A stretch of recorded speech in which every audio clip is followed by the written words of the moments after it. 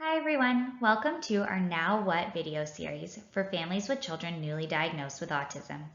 I'm Danielle and I'm a social worker here at Autism Ontario, and today we're talking about funding available outside of the Ontario Autism Program. There are 6 different funding sources that I will introduce today. The links are all in the new diagnosis funding checklist if you're looking for more information. This checklist should be linked below this video and it's titled New Diagnosis Funding Checklist. Let's start with Assistance for Children with Severe Disabilities, known commonly as ACSD.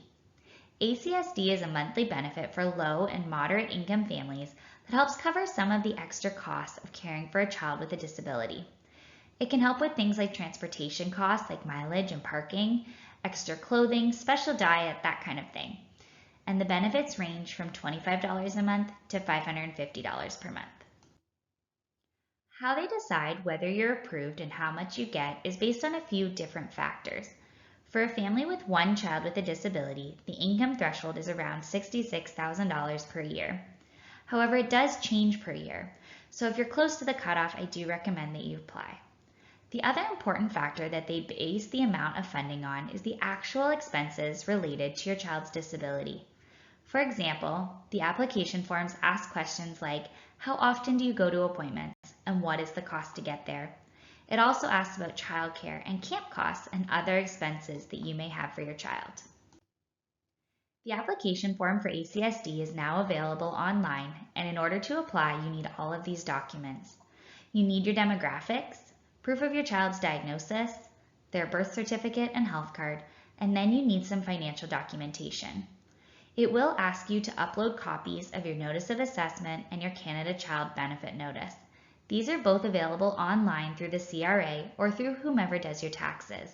You will also need banking information so they know where to deposit the money. This is what the application page looks like, and you can access the link on the new diagnosis funding checklist that I talked about earlier. Once you've submitted the application, the wait times vary across the province, but it's usually somewhere between 6 and 12 months. So that's ACSD. Next on our list is Special Services at Home. Special Services at Home, commonly known as SSAH, is funding for primary caregiver relief and related supports. This is things like yard maintenance or laundry or a cleaning lady. But it's also for activities for personal growth and development. These are the fun things that we like to enroll our children in. So camp, swimming lessons, music lessons, that kind of thing. SSAH approves a yearly amount that a family can access to be reimbursed for the expenses that I talked about. Reimbursement means that you will need to pay for the service or activity out of pocket and then submit your receipt to be paid back.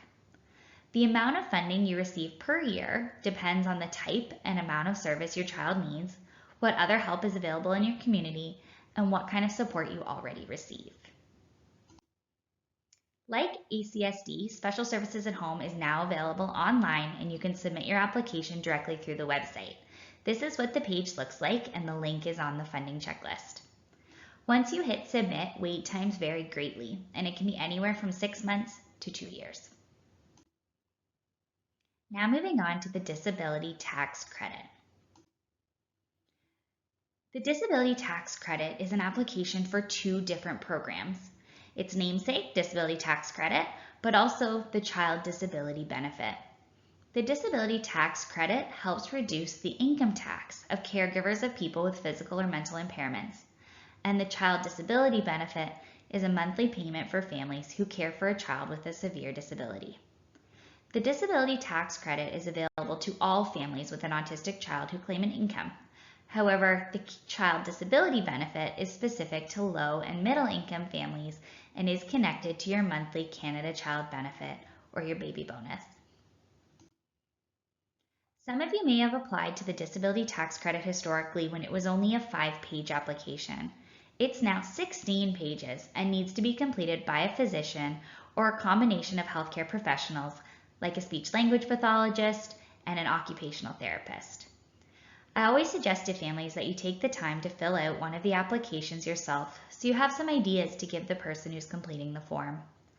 Unlike ACSD and special services at home, the disability tax credit has a shorter wait time for approval, and you can receive a response as early as 3 months.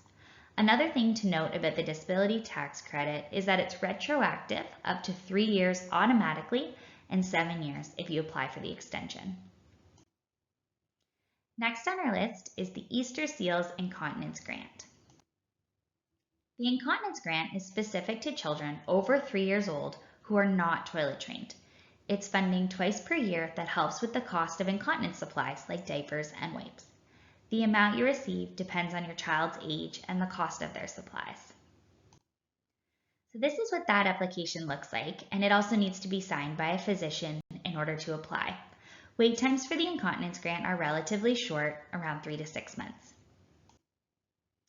Now we're going to move on to some other funding sources that you may want to consider exploring. I do want to touch on employment and private benefits, as they will often cover different services like social work and psychology, speech language pathology, and occupational therapy. If you have employment benefits through work, I encourage you to reach out and find out what you're eligible for. Lastly, I want to introduce you to a couple different programs available for respite, recreation, and social programming. All of the programs I talk about are listed on your new diagnosis funding checklist with the appropriate links. Carey's Place Autism Services offers a children's respite flexible funding program every year. Usually the applications are available for about a month in January or February of each year. You can watch their website or Facebook group for the exact information, as there is a limited amount of funding per year and they use a lottery system for approvals. Whether you're approved or not, you can apply each year. Like special services at home, this is a reimbursement funding program. Your costs will be paid back once you've submitted a valid receipt for payment. Jumpstart through Canadian Tire has a similar program where you can apply for financial assistance to get your kids into a sport or physical activity. The program is income-based and you can apply online with the specific program information for the program you'd like to enroll your child in. Very similar to Jumpstart, some municipalities offer funding for recreation through their Ontario Works or Ontario Disability Support programs. I encourage you to contact your local Children's Services program to look into how it works in your area. Here at Autism Ontario, we also offer funding for recreation through our summer and March break reimbursement funds. The applications are available online twice per year, and you can be approved for the reimbursement of recreation activities and support workers. Last on our list is the Easter Seals Access To card. The Access To card program helps to ensure that entertainment, culture, and recreation opportunities are more available and accessible to all families. This card allows autistic children to bring a support person, like their parents, with them to various venues at no cost. For example, if you were to use the card at Ripley's Aquarium, you would only need to pay the entrance fee for your child.